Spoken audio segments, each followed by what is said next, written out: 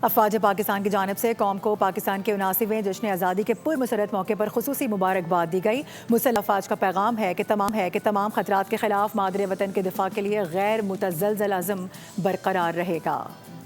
अफवाज पाकिस्तान के 79वें जश्न आज़ादी के पुरमसरत मौके पर खुसूसी मुबारकबाद पेश की है और मुसल्लह अफवाज की जानिब से पैगाम जारी किए जा रहे हैं, जिसमें कहा जा रहा है कि तमाम खतरात के खिलाफ मादरे वतन के दिफा के लिए गैर मुतज़लज़ल अज़्म बरकरार है। अफवाज पाकिस्तान की जानिब से कौम को पाकिस्तान के 79वें जश्न आज़ादी के पुरमसरत मौके पर खुसूसी मुबारकबाद दी गई। मुसल्लह अफवाज का पैगाम है कि तमाम खतरात के खिलाफ मादरे वतन के दिफा के लिए गैर मुतज़लज़ल अज़्म बरकरार रहेगा।